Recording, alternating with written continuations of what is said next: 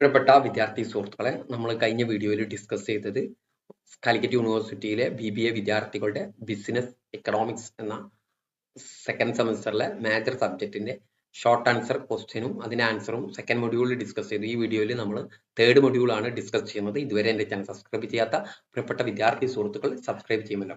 അതിൽ നമുക്ക് market, what is market? Market is system where buyers and sellers interact to exchange goods or service or resource either directly or through intermediaries. ബയേഴ്സും സെല്ലേഴ്സും goods and service വിൽക്കുന്ന പ്ലേസിനെ എന്ന് പറയാം market എന്ന് പറയാം. ഡയറക്റ്റ് ആയിട്ടോ ചിലപ്പോൾ ഇന്റർമീഡിയറിയോ ഉപയോഗിച്ചുകൊണ്ടായിരിക്കാം. ഇതൊരു ഫിസിക്കൽ പ്ലേസ് ആവണം എന്നില്ല. പുതിയ കാലഘട്ടത്തിൽ ഡിജിറ്റൽ പ്ലാറ്റ്ഫോം ആവാം, വെർച്വൽ മാർക്കറ്റ് പ്ലേസ് ആവാം. പെർഫെക്റ്റ് കോമ്പറ്റീഷൻ എന്ന് പറയുന്നത് ഇറ്റ് എ മാർക്കറ്റ് സ്ട്രക്ചർ. ഇത് മാർക്കറ്റ് സ്ട്രക്ചറാണ് where large number of buyers and sellers trade homogeneous product. ലാർജ് നമ്പർ ഓഫ് ബയേഴ്സും സെല്ലേഴ്സും ഐഡന്റിക്കൽ ആയിട്ടുള്ള പ്രൊഡക്റ്റ് വിൽക്കുകയും വാങ്ങുകയും ചെയ്യുന്ന പ്ലേസിനെ എന്ത് പറയാ? പെർഫെക്റ്റ് കോമ്പറ്റീഷൻ എന്ന് പറയാം. With free entry and exit and perfect information. അവിടേക്ക് പുതിയ ഫേമിനെ എൻട്രി ചെയ്യാം, നിലവിലുള്ള ഫേമിനെ എക്സിറ്റ് ചെയ്യാം. Free entry and perfect information. അവിടുത്തെ പ്രൈസ് ഡിറ്റർമിൻ ചെയ്യുന്നത് ഡിമാൻഡ് ആൻഡ് സപ്ലൈയുടെ അടിസ്ഥാനത്തിലാണ്. അവിടെ സിംഗിൾ ബയറിനോ സെല്ലറിനോ പ്രൈസ് തീരുമാനിക്കുന്നതിന് no power. Shut down point എന്ന് പറയുന്നത് ആവറേജ് വേരിയബിൾ കോസ്റ്റിനെക്കാട്ടിലും താഴെയായിട്ട് പ്രൈസ് വരികയാണെങ്കിൽ firm shut down. Shut down point refers to the level of output at which a firm just covers its variable cost but cannot cover its fixed cost in the short run. Just ആയിട്ട് variable cost മാത്രമേ firm cover ചെയ്യുന്നുള്ളൂ. Fixed cost cover ചെയ്യാൻ price കൊണ്ട് സാധിക്കുന്നില്ലെങ്കിൽ ആ firm എന്ത് ചെയ്യണം? Shut down ചെയ്യേണ്ടി വരും. The market price falls below this point. ഇതിനെക്കാട്ടി അടിയിലാണ് പോയിന്റെങ്കിൽ ഫേം എന്ത് ചെയ്യേണ്ടി വരും? പ്രൊഡക്ഷൻ നിർത്തേണ്ടി വരും. ഓക്കെ, അല്ലെങ്കിൽ നല്ല ലോസ് ഉണ്ടാവും. ഇനി പെർഫെക്റ്റ് കോമ്പറ്റീഷനും പ്യുവർ കോമ്പറ്റീഷനും തമ്മിലുള്ള വ്യത്യാസം. പെർഫെക്റ്റ് കോമ്പറ്റീഷൻ എന്ന് പറയുന്നത് is a well defined market structure ആണ്. Where numerous small firms sell identical product have no control over price and operate with perfect knowledge and free entry and exit. Okay, നമ്മൾ നേരത്തെ പറഞ്ഞു കഴിഞ്ഞു. Pure competition എന്ന് പറയുന്നത് is a broader less strict concept that only assume large number of buyers and sellers without necessarily require perfect knowledge, product homogeneity, free market entry എന്ന് പറയുന്ന perfect കോമ്പറ്റീഷനിൽ പറയുന്ന only large number of buyers and sellers മാത്രം satisfy ചെയ്യുന്ന കോമ്പറ്റീഷനാണ് pure competition എന്ന് പറയാം. Perfect knowledge ഉണ്ടാവണമെന്നില്ല, product homogeneity ആവശ്യമില്ല, ഫ്രീ മാർക്കറ്റ് എൻട്രി ആവശ്യമില്ല. ഫീച്ചേഴ്സ് ഓഫ് പെർഫെക്റ്റ് കോമ്പറ്റീഷന്റെ ഫീച്ചേഴ്സ് അത് ലിസ്റ്റ് ഔട്ട് ചെയ്ത് എഴുതിയാൽ മതി. Large number of buyers and sellers, homogeneous products, free entry and exit, perfect knowledge, no government intervention, perfect mobility of factors production, price takers, no excess profit in the long run.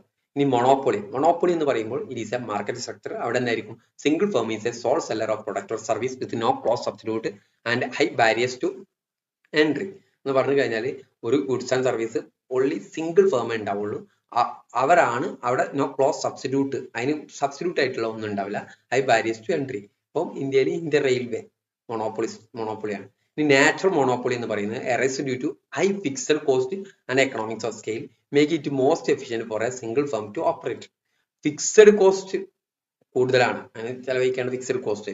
അപ്പോൾ അതിന്റെ economic സ്കെയിലും ഉള്ളതാണെങ്കിൽ അവിടെ ഒരു single firm മാത്രമേ efficient ആയിട്ട് operate ചെയ്യാൻ കഴിയുള്ളൂ.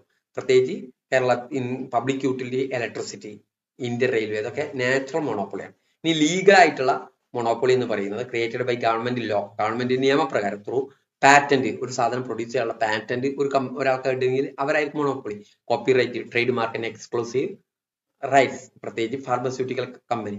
Discriminative monopoly എന്ന് പറയുന്നത് ഡിഫറെന്റ് കൺസ്യൂമറിൽ നിന്നും അവർ വില്ലിങ് സാധനത്തിന് പ്രൈസ് കൊടുക്കാൻ തയ്യാറായിട്ടുണ്ടെങ്കിൽ ഡിഫറെന്റ് പ്രൈസ് ചാർജ് ചെയ്യുന്ന ഡിസ്ക്രിമിനേറ്റീവ് മൊണോപ്പൊളി എന്ന് പറയാം. ഇപ്പൊ എയർലൈൻ ടിക്കറ്റ് ഡിഫറെന്റ് ആളുകളിൽ നിന്ന് ഡിഫറെന്റ് ആയിരിക്കും. മൂവി തിയേറ്റർ, സ്റ്റുഡന്റ് ഡിസ്കൗണ്ട്, ഇതൊക്കെ ഡിസ്ക്രിമിനേറ്റീവ് മൊണോപ്പൊളി ആയിരിക്കും. എന്നോട് 100 രൂപ ആണെങ്കിൽ വേറൊരാളോട് 110 ആയിരിക്കും. ഓക്കെ, ഇതിലെ ഡിസ്ക്രിമിനേറ്റീവ്. ബൈലാറ്ററൽ മൊണോപ്പൊളി എന്ന് പറയുന്നത് സിംഗിൾ സെല്ലർ സിംഗിൾ ബയറും ഉള്ള സിറ്റുവേഷൻ എന്ന് പറയാം ബൈലാറ്ററൽ മൊണോപ്പൊളി എന്ന് പറയുന്നത്. Features of monopoly: single seller, no close substitute, high barriers to entry, price maker, profit maximization, restricted consumer choice, possibility of price discrimination, lack of competition. ഇനി monopolist competition it is a market structure characterized by many firms selling similar but not identical product. Similar product വിൽക്കുന്നുണ്ട്, പക്ഷെ അത് identical ആയിരിക്കണം എന്നില്ല. It is A ഒരു market structure ആണ്. ഒരു ഉദാഹരണം സോപ്പ്, അത് ഒരേപോലത്തെ കമ്മോഡിറ്റി അല്ലല്ലോ. അപ്പോൾ ഓരോ സ്റ്റോക്കും ഓരോ പ്രത്യേകത ഉണ്ടാവും. അതിനാണ് മോണോപ്പൊളിസ്റ്റിക് കോമ്പറ്റീഷൻ എന്ന് പറയാം. ഇതിൽ പെർഫെക്റ്റ് കോമ്പറ്റീഷൻ മോണോപ്പൊളിയുടെയും എലമെന്റ്സുകൾ ഇൻക്ലൂഡ് ചെയ്തിട്ടുള്ളതാണ് monopolistic competition. Features of monopolistic competition: large number of sellers, product differentiation, free entry and exit, some control over price, no price competition, independent decision making, downward sloping demand curve, normal profit in the long run. Imperfect competition. Imperfect competition refers to market structure that deviate from condition of perfect perfect competition അല്ലാത്ത condition imperfect competition എന്ന് പറയാം. അവിടെ ഫേമിന് ഒരു market power ഉണ്ടായിരിക്കും, അവർക്ക് price തീരുമാനിക്കുന്നതിൽ ചെറിയൊരു power നിർബന്ധമായിട്ടുണ്ടായിരിക്കും. അതിന് ഉദാഹരണം monopoly, monopolist competition, oligopoly. Product differentiation എന്ന് പറയുന്നത് ഒരു product refers to process by which firm distinguish their product from those competitors to make them more attractive to consumer. അവരുടെ കോമ്പറ്റീറ്റേഴ്സുമായി ഒരു കോമ്പറ്റീഷൻ ഉണ്ടാവുമ്പോൾ ഒരു കൺസ്യൂമറിനെ അട്രാക്റ്റീവ് ആവാൻ വേണ്ടിയിട്ട് ഫേമിൽ മാറ്റം വരുത്തുന്ന ആ ഫേമിലെ പ്രൊഡക്റ്റിൽ ചിലപ്പോൾ ഫിസിക്കൽ ആട്രിബ്യൂട്ടിലായിരിക്കും ഒരു മാറ്റേണ്ട, ക്വാളിറ്റി, ഡിസൈനിങ്, ഫീച്ചേഴ്സ്. ചിലപ്പോൾ ലോഗോയിലോ റെപ്യൂട്ടേഷൻ മാർക്കറ്റിംഗിലോ കസ്റ്റമർ സർവീസിലോ പ്രൈസ് ഏതെങ്കിലും ഒന്നിൽ വ്യത്യാസം. ഉദാഹരണം സോപ്പ് പോലുള്ള കാര്യങ്ങൾ. നോൺ പ്രൈസ് കോമ്പറ്റീഷൻ എന്ന് പറയുന്നത് പ്രൈസ് അല്ലാത്ത കാര്യത്തിൽ കോമ്പറ്റീഷൻ ചെയ്യാം ഫേമുകൾ. ബ്രാൻഡിങ്, അഡ്വർടൈസിങ്, കൺസ്യൂമർ സർവീസ്, ഇന്നോവേഷന്. ഓക്കെ, അവിടെ പ്രൈസ് റിഡക്ഷൻ അല്ല നോക്കുക, മറ്റു കാര്യങ്ങളാണ് നോക്കുക. ഒളിഗോപ്പൊളി എന്ന് പറയുന്നത്, oligopoly is a market structure few large firm dominate in the industry. Few large firm ആയിരിക്കും, കുറച്ച് ലാർജ് ഫേം ആയിരിക്കും ഇതിൽ ഡോമിനേറ്റ് ചെയ്യുന്നത്. These firm are interdependent. അവരെന്തായിരിക്കും? ഇന്റർഡിപെൻഡന്റ് ആയിരിക്കും. Meaning the action of one firm affect decision of others. ഒരു firm എടുക്കുന്ന decision മറ്റൊരു ഫേമിന്റെ ഡിസിഷനെ അഫക്ട് ചെയ്യും. ഓക്കെ, അവിടെ പുതിയ ഫേമിനെ എൻട്രി ചെയ്യുന്ന ഈ ബാരിയേഴ്സ് ഉണ്ടായിരിക്കും. ഉദാഹരണത്തിന് നമുക്ക് ഒളിഗോപ്പൊളിക്ക് മൊബൈൽ സിം ഒരു ഒളിഗോപ്പൊളിയാണ്. ഒരു ഫേം റേറ്റ് കുറച്ചാൽ മറ്റു ഫേം അതിനനുസരിച്ച് എന്ത് ചെയ്യും? അതിൽ മാറ്റങ്ങൾ വരുത്തും. Features of oligopoly: few large firm, interdependence of firm, barriers to entry, product differentiation, price rigidity, price war, collusion, cartels, kink demand curve theory, non price competition. Collusive oligopoly and non collusive oligopoly. Collusive oligopoly എന്ന് പറയുന്നത് ഫേമുകൾ തമ്മിൽ compete ചെയ്യുമ്പോൾ ഒരു corporation ഉണ്ടായിരിക്കും. അവർ തമ്മിൽ ഒരു agreement ഉണ്ടായിരിക്കും. Price തീരുമാനം, ഞാനിങ്ങനെ പ്രൈസ് കൂട്ടാണ്, ബാക്കിയുള്ളവരും അതിനനുസരിച്ച് കൂട്ടണം. Okay, limit production, divide market among themselves to maximize collective profit. Okay, this reduce uncertainty and price war. അവിടെ അൺസർട്ടനിറ്റി റെഡ്യൂസ് ചെയ്യും, പ്രൈസിന് വേണ്ടിയിട്ടുള്ള വാർ ഉണ്ടായിരിക്കുക. നോൺ കൊളൂസിയോ ഒളിഗോപ്പൊളി എന്ന് പറയുന്നത് ഒരു എക്സ്പ്ലിസിറ്റ് ആയിട്ടുള്ള ഒരു അഗ്രിമെന്റ് ഉണ്ടായിരിക്കില്ല. ഒരു ഫേം മറ്റൊരു ഫേമിനുമായി ഭയങ്കര കോമ്പറ്റീഷൻ ആയിരിക്കും. ഒന്ന് പ്രൈസിൽ മാറ്റം വരുത്തിയാൽ മറ്റുള്ളവരെയും അത് അഫക്ട് ചെയ്യും. ഇനി കിങ് ഡിമാൻഡ് കർവ് എന്ന് പറയുന്നത് economic model that explain price rigidity in oligopoly market where firms are ഇന്റർഡിപെൻഡന്റ്.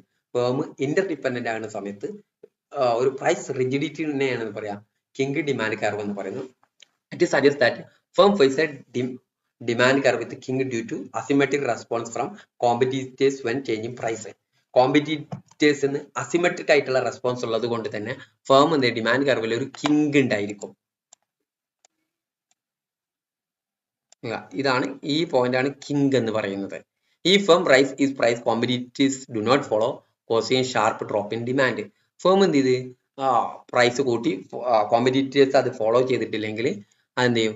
Sharp ഡിമാൻഡിൽ കുറവുണ്ടായിരുന്നു. ഫേം പ്രൈസ് ലോവർ ചെയ്തു, competitors match the price cut leading the minor increase in demand.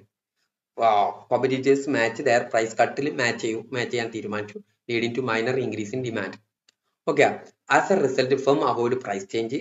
അതിനനുസരിച്ച് firm എന്ത് ചെയ്യും? Avoid price change avoid ചെയ്യും, leading stable price in oligopolistic market. Oligopolist മാർക്കറ്റിൽ stable price ആണ്. ഇത് ഇൻട്രൊഡ്യൂസ് ചെയ്തത് പോൾ സ്യൂസി ആണ് 1939. Next, cartel. Cartel is a formal agreement between competing firm in an oligopoly market to control price. Price control ചെയ്യുന്നതിന്, production limit ചെയ്യുന്നതിന്, മാർക്കറ്റിലെ profit എല്ലാവരിലേക്കും collective ആയിട്ടുള്ള ഒരു പ്രോഫിറ്റ് മാക്സിമൈസ് ചെയ്യുന്നതിന് വേണ്ടിയിട്ട് ഈ ഫേമുകൾ തമ്മിൽ ഉണ്ടാക്കുന്ന അഗ്രിമെന്റ്, ഫോർമൽ അഗ്രിമെന്റിനെ കാർട്ടൽ എന്ന് പറയാം. ഒപ്പക്ക് അതിനൊരു ഉദാഹരണമാണ്. Okay, cartels reduce competition, competition reducing create a monopoly like a situation of a leading to higher price and lower output. Higher price lower output ആയിരിക്കും ഇത് ലീഡ് ചെയ്യാം. പ്രൈസ് ലീഡർഷിപ്പ് എന്ന് പറയുന്നത് pricing strategy oligopoly മാർക്കറ്റിലെ one dominant firm എന്ത് ചെയ്യും? Price set ചെയ്യും, other firm എന്ത് ചെയ്യും? അതിനനുസരിച്ച് പ്രൈസിൽ അഡ്ജസ്റ്റ് ചെയ്യും. Okay, dominant firm and barometric price leadership. Dominant firm price leadership എന്ന് പറയുന്നത് ഒരു സിംഗിൾ ലാർജ് ഫേം ഉണ്ടാവും, അവരായിരിക്കും ഫേം അവിടെ ഡോമിനേറ്റ് ചെയ്യുന്ന മാർക്കറ്റിൽ, അവർ പ്രൈസ് സെറ്റ് ചെയ്യും, മറ്റുള്ളവർ അതിനെ ഫോളോ ചെയ്യും. ബാരോമെട്രിക് എന്ന് പറയുന്നത് A firm with a strong market understanding. ഒരു ഫേമിന് സ്ട്രോങ് ആയിട്ട് മാർക്കറ്റ് അണ്ടർസ്റ്റാൻഡിങ് ഉണ്ടായിരിക്കും, അപ്പൊ അവരെന്ത് ചെയ്യും, പ്രൈസ് സെറ്റ് ചെയ്യും, മറ്റുള്ളവർ അതിനനുസരിച്ച് ഫോളോ ചെയ്യും. Aggressive and exploitative price leadership. Aggressive price leadership എന്ന് പറഞ്ഞാൽ a firm deliberately reduce price to force competitors to follow or leave the market. മാർക്കറ്റിൽ നിന്ന് കോമ്പറ്റീറ്റേഴ്സ് ആയിട്ടുള്ള ഫേം പോകാൻ വേണ്ടിയിട്ട്, ലീവ് ചെയ്യാൻ വേണ്ടിയിട്ട്, അവർ ഫോളോ ചെയ്യാൻ വേണ്ടിയിട്ട് എന്ത് ചെയ്യും, ഒരു ഫേം എന്ത് ചെയ്യും, ഡെലിബറേറ്റ്ലി പ്രൈസ് റെഡ്യൂസ് ചെയ്യും. ഉദാഹരണത്തിന് ജിയോ സിം ഇറങ്ങിയ സമയത്ത് പ്രൈസ് നല്ല റെഡ്യൂസ് ചെയ്തു, അതിനനുസരിച്ച് മറ്റുള്ളവർ അത് ഫോളോ ചെയ്തു. അതെന്ത് ചെയ്യും, വീക്കർ കോമ്പറ്റീറ്റീവ് ആയിട്ടുള്ള ഫേമുകളെ എലിമിനേറ്റ് ചെയ്യും മാർക്കറ്റിൽ. Exploitative price leadership. The leader firm set higher price. Leader firm എന്ത് ചെയ്യും, ഹയർ പ്രൈസ് സെറ്റ് ചെയ്യും. Knowing that smaller firm must follow exploitative market power. Market power exploit ചെയ്യുന്നതിന് വേണ്ടിയിട്ട് സ്മോളർ ഫേമും അത് ഫോളോ ചെയ്യും. Economics of scale. Economics of scale എന്ന് പറയുന്നത് ലാർജ് സ്കെയിലിൽ പ്രൊഡക്ഷൻ നടത്തുമ്പോൾ ഫേമിന് ഉണ്ടാകുന്ന കോസ്റ്റ് അഡ്വാൻറ്റേജിനെ എന്ത് പറയാം, എക്കണോമിക്സ് ഓഫ് സ്കെയിൽ എന്ന് പറയുന്നത്. Leading to lower average cost per unit. നമ്മൾ ലാർജ് സ്കെയിലിൽ പ്രൊഡ്യൂസ് ചെയ്യുമ്പോൾ കുറേ ബെനിഫിറ്റ് ഉണ്ട്, ആ ബെനിഫിറ്റിനെ എന്ത് പറയാം, economics of scale. Internal economics of scale ഉണ്ട്, external economics of scale. Internal economics of scale എന്ന് പറയുന്നത് ഫേമിന്റെ വിത്തിൻ എ ഫേം, ഫേമിന്റെ അകത്തിൽ നിന്ന് ഉണ്ടാകുന്ന economics of scale. Internal economics of സ്കെയിലും ഫേമിന്റെ ഔട്ട്സൈഡിൽ നിന്ന് ഉണ്ടാകുന്നതിനെ എക്സ്റ്റേണൽ എക്കണോമിക്സ് ഓഫ് സ്കെയിലും പറയും. ഡിസ്എക്കണോമിക്സ് ഓഫ് സ്കെയിൽ എന്ന് പറയുന്നത് ഫേമിന് ഉണ്ടാകുന്ന disadvantage that a firm or industry experience when production expand beyond an optimal level. Optimal ലെവലിൽ ഫേമിന്റെ പ്രൊഡക്ഷൻ എക്സ്പാൻഡ് ചെയ്യുമ്പോൾ ഫേമിന് ഉണ്ടാകുന്ന ഡിസഡ്വാൻറ്റേജ് ആയിരിക്കും dis economics of scale. Large scale production നടത്തുമ്പോൾ ഉണ്ടാകുന്ന ഡിസഡ്വാൻറ്റേജിനെയാണ് എന്ന് പറയാം, കോസ്റ്റ് ഡിസഡ്വാൻറ്റേജിനെ ഡിസ് എക്കണോമിക്സ് ഓഫ് സ്കെയിൽ എന്ന് പറയും. ഇന്റേണൽ ഉണ്ടാവും, എക്സ്റ്റേണൽ ഉണ്ടാവും. ഇന്റേണൽ വിത്തിൻ ഫേമിന്റെ അകത്തിൽ നിന്നായിരിക്കും, എക്സ്റ്റേണലി ഔട്ട്സൈഡ് ദ ഫേം ആയിരിക്കും. Game theory. Game theory is ഒരു മാത്തമാറ്റിക്കൽ ഫ്രെയിംവർക്ക് ആണ്, used to study strategic interaction among rational decision maker. Rational decision makers തമ്മിലുള്ള ഒരു സ്ട്രാറ്റജിക് ഇന്ററാക്ഷൻ പഠിക്കുന്നതിന് ഗെയിം തിയറി എന്ന് പറയുന്നത്. It analyse how individual business or nation make decision when outcome depends not only on their choice but also the action of others.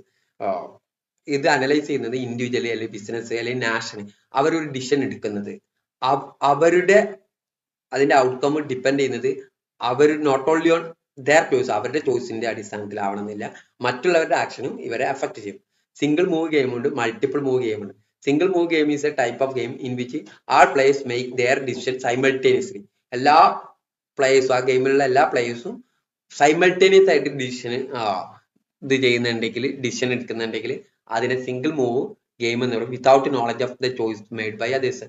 മറ്റുള്ളവരത് അറിയില്ല, മറ്റുള്ളവരുടെ choice അറിയാതെ എല്ലാ ഫേമും സൈമൾട്ടേനിയസ് ആയിട്ട് ഡിസിഷൻ എടുക്കുന്നതിന് സിംഗിൾ മൂവ് ഗെയിം എന്ന് പറയും.